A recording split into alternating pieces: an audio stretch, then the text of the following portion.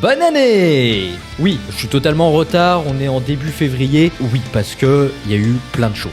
Déjà, pour ceux qui ne l'ont pas remarqué, je suis dans un environnement 3D, c'est pas normal. Ensuite, ma tête a totalement changé, mon avatar était peut-être mieux avant ou peut-être mieux après, je ne sais pas. Et surtout, en ce début 2025, j'avais envie de vous parler de choses... J'ai envie de vous parler de mon setup en fait. Et quoi de mieux que de commencer cette vidéo setup par l'ordinateur.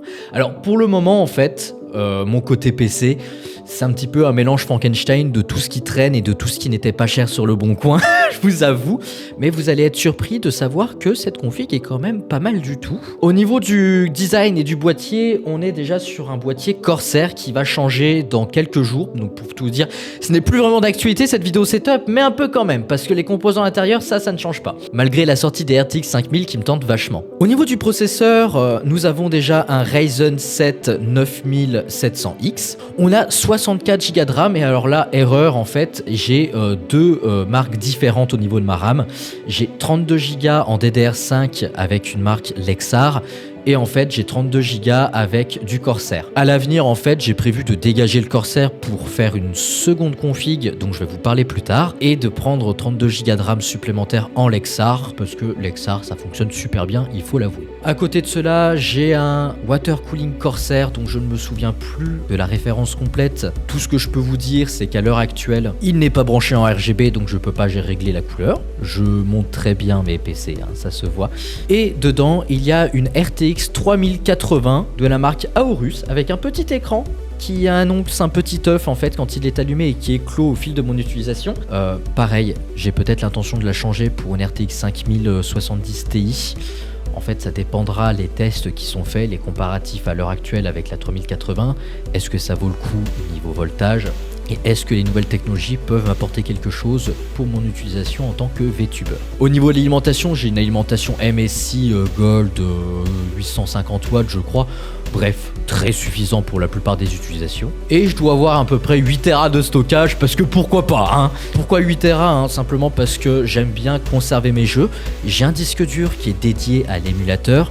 Et j'ai un disque dur qui est dédié à tout ce qui est travail, travaux que j'aimerais bien conserver et notamment les vidéos. Sachant que derrière ça, j'ai un NAS, mais ça, on va en parler tout de suite après les écrans. Au niveau des écrans, j'ai un écran Gigabyte du coup 32 pouces accompagné d'un petit écran MSI 27 pouces. Tous les deux doivent être en 170 Hz, alors je crois que pour le MSI c'est 144. À côté de ça, j'ai une souris Corsair, clavier Corsair. J'ai full passé Corsair, mais c'était une erreur parce que le clavier, sincèrement, je tape très mal avec. Et la souris prend grave la poussière, enfin pas la poussière, mais tout ce qui est dégueulasserie parce qu'il y a des petits... Il y a des petits carreaux et pour la nettoyer c'est une merde pas possible sauf si vous utilisez une brosse à dents et puis de l'alcool isopropylique. Enfin bref, je vous passe le fait que je sois un crasseux mais voilà. Ce qui me sert d'avoir internet. Actuellement j'ai la Freebox Ultra en édition limitée rouge du plus bel effet. Sauf que aucun de mes appareils sont compatibles Wi-Fi 7. Donc elle me sert à rien côté Wi-Fi. Et supplément de tout ça, j'avais acheté une carte TP-Link Wi-Fi 7. Sauf que sachez, à l'heure actuelle, période janvier, la Freebox Ultra a un bug, et pas seulement l'édition limitée, et peut-être aussi pour les pop version Wi-Fi 7. Vous ne pouvez pas utiliser le Wi-Fi 7 avec un débit correct sur certaines cartes Wi-Fi, dont les TP-Link qui valent 100 balles. Pourquoi? Parce que bug. Donc Free est en train de le corriger. D'après le site Bug Tracker, ils sont à peu près à 60% de la correction pour ce bug. Donc pour le moment, je ne peux pas tester le Wi-Fi 7. De plus, j'ai un iPhone 15 Pro qui me sert pour le tracking facial ainsi que pour mon utilisation quotidienne. Il n'a pas le Wi-Fi 7. Je déteste iPhone. Et pourtant, je les adore quand même. Mais voilà. À côté de ça, du coup, j'ai un petit NAS Synology. Pourquoi Synology? Je pourrais prendre un QNAP, je pourrais le faire moi-même. J'ai voulu faire au plus simple. Et en fait, j'ai mis un petit disque dur de 4 Tera dedans. Et en fait, ça me sert concrètement à avoir les films que je veux. Ça sert aussi pour un système de sauvegarde en cloud de mes jeux en émulation. Ensuite, j'ai le petit setup chambre télé. Concrètement, j'ai une petite télé Philips qui m'avait coûté 500 balles. Le seul souci, c'est qu'elle n'est pas OLED, mais par contre, elle est Ambilight. Et en dessous de ça, alors, je vous l'annonce, à l'heure actuelle, le PC est à moitié mort.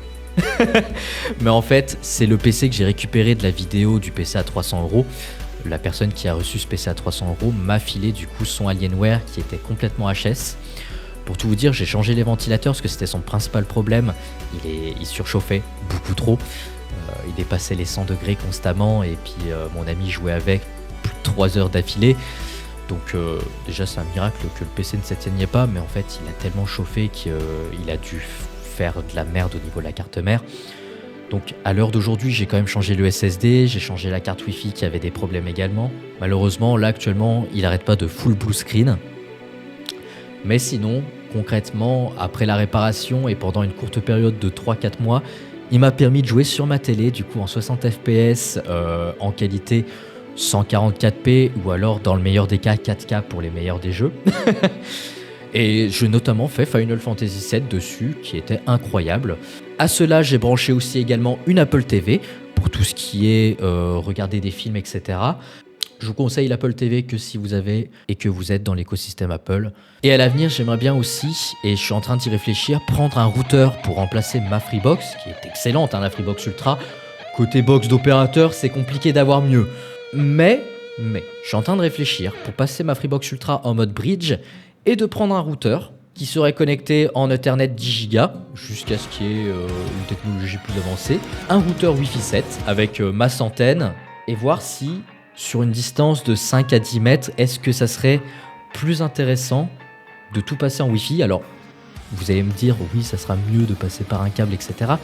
Mais moi, j'ai envie de passer par du sans fil.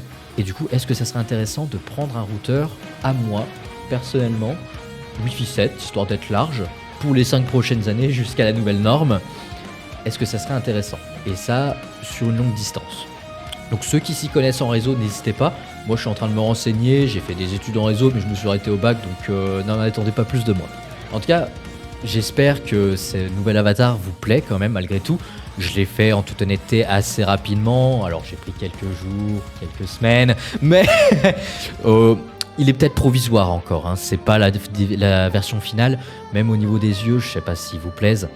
Dans tous les cas, moi pour le moment, je l'apprécie. En fait, mon avatar a été supprimé suite à une réinstallation Windows. J'ai pas fait attention, donc l'ancien avatar est définitivement perdu. Techniquement, on peut appeler ça un redébut. J'espère passer sur un TikTok d'une Miss Info bétubeuse. Je dis ça comme ça, mais cela n'empêche. J'espère que le nouvel avatar vous plaît.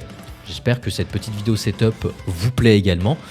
J'avais simplement envie de vous présenter mon nouveau matériel. J'ai oublié des trucs, j'ai fait très court. Je voulais juste vous faire une petite vidéo pour vous dire que je suis de retour. Donc maintenant, je passe sur une belle séance de montage sur DaVinci Resolve. Et puis si vous voulez un peu plus de vidéos comme ça, parlant un petit peu de comment je fais mes vidéos, mon matériel ou quoi que ce soit, n'hésitez pas, je n'hésiterai pas à en refaire moi de mon côté. Belle journée à vous, au revoir.